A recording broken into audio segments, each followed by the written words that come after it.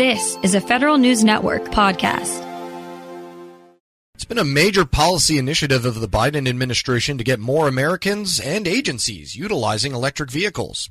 Well, how about the agency that probably has the largest amount of vehicles in its garage? The Postal Service is in the process of electrifying its fleet. To do that, though, there needs to be the infrastructure to support them once they do get out there. To get an update on where things currently stand, we welcome Amanda Stafford. She's Deputy Assistant Inspector General for USPS's IG office. Ms. Stafford, thank you so much for taking the time. Thank you for having me. Absolutely. So let's just start with the goals here that USPS set for itself. What is it exactly trying to do? I imagine electrifying the whole fleet would be ideal, but that's going to be a huge undertaking. What's the timeline that they gave you? Well, as part of the Delivering for America 10-year plan, the Postal Service plans to transform and modernize their network to improve sustainability, with a goal of not only driving revenue growth, but also reducing its greenhouse gas emissions by 40% in some key areas by 2030. So part of achieving this goal includes replacing a large portion of its delivery fleet of approximately 225,000 vehicles with the purchase and deployment of over 66,000 electric ones. And this fleet modernization plan basis investment is approximately $9.6 billion. So I think their goals go through 2030, but they're trying to move things along quickly. All right. And so that's a pretty massive undertaking. What is required as part of the infrastructure needed to support electric vehicles? You got to have places to charge them and got to make sure to have the proper repair units in place to actually maintain the fleet. What has the Postal Service been able to accomplish so far? Well, in terms of achievement, some of our previous work has noted the successes they've had related to the acquisition of charging station infrastructure. We also had a report related to the vehicle maintenance facilities and their preparedness for this effort. Our most recent engagement highlighted that the Postal Service expects to complete the charging station related to construction and deployment at 130 sites by the end of 2024. But as of March 26th, the Postal Service confirmed it completed 6 sites. And by mid-June that just passed, construction was underway at 50 locations. 82 had also related construction schedules. So they're moving things along, kind of first all those planning processes, doing the acquisition, and then to your point, kind of making sure they have that charging station infrastructure in place. So that's all that's needed prior to rolling out those vehicles. As with any major government project, there's going to be speed bumps along the way, pun intended. What sort of delays and challenges has the agency withstood to try and get this thing off the ground? While we acknowledge that the Postal Service's electrification efforts are unprecedented, their progress is truly significant. We did find that the first 29 sites that were slated for deployment of the charging station equipment were delayed by an average of 219 days compared to its original schedule. So it's a huge undertaking, but they've had, as you said, a few bumps in the road to get started. And what were the reasons behind those delays?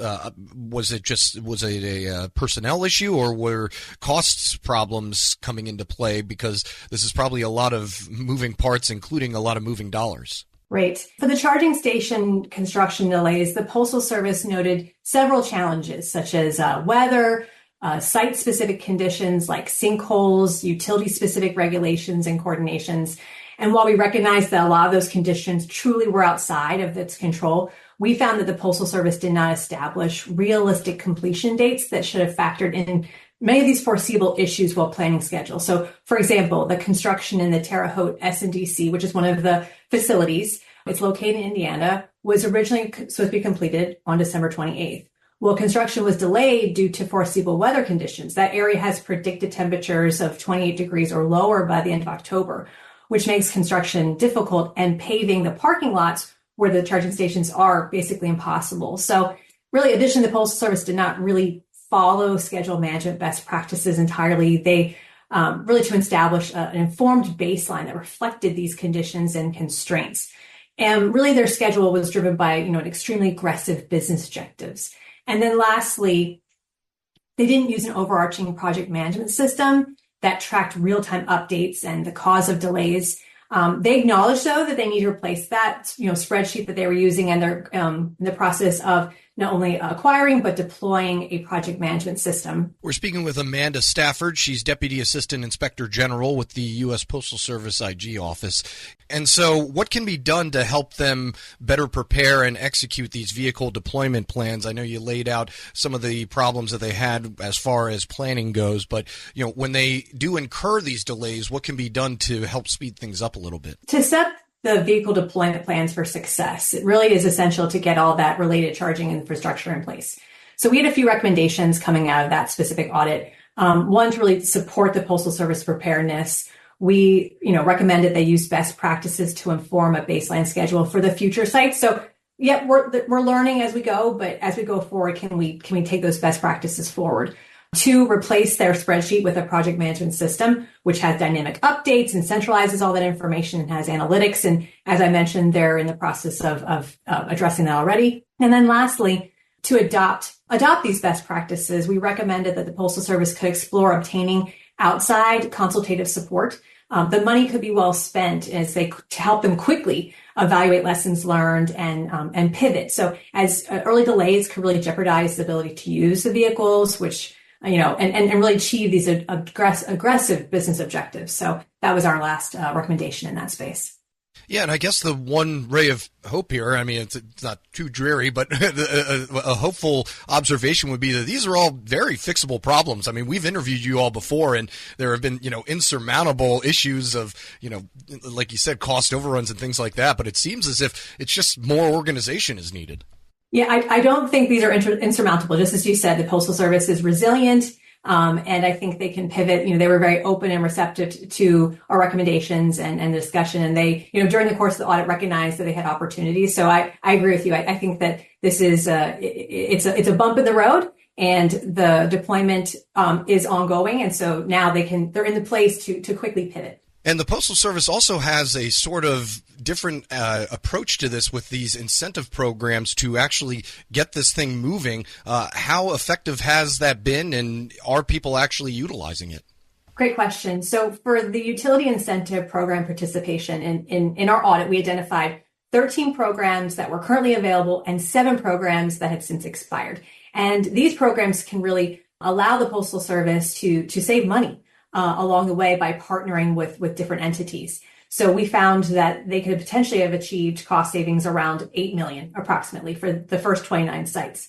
Management had previously done some analysis and reviews around the incentive space, but at the time had decided not to pursue the incentive programs, but rather focus on the implementation of the sort and delivery centers. So really the network modernization to prepare to drive revenue strategies, which is obviously a huge facet of their 10-year plan.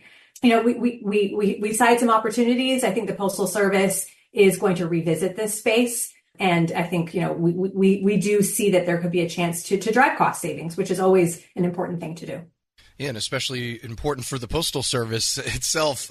Do you foresee that they are happy with this structure that they have set up and are actually seeing positive results from it? They just need a little bit better job executing it would be the way of simplifying it?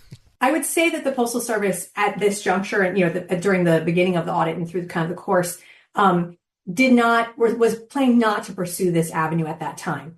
There's limitations, which we cited in our report that there could be required use of contractors by the program owner. There could be easements and other terms and conditions. But we really asserted that the continued evaluation could bear fruit as the Postal Service may be able to negotiate eligibility terms with program administrators and take advantage of these opportunities. For example, the Postal Service management said they were not eligible to participate in some of the programs. One that comes to mind, we directly communicated with that representative from the program, and they said, well, actually, federal fleets such as the Postal Service are eligible to register and participate. So I think it requires a lot of sort of digging, an additional work. So we had some recommendations in that space that they're pursuing and looking at now based on what we described. So I think that this could be a facet of their plan, but they're also balancing that with the need to go very quickly and their other priorities related to the 10-year plan. So we understand kind of the balance that they're trying to continue to have. Amanda Stafford is with the USPS Office of Inspector General. Thank you so much for taking the time and filling us in with this update. No problem. Pleasure to be here.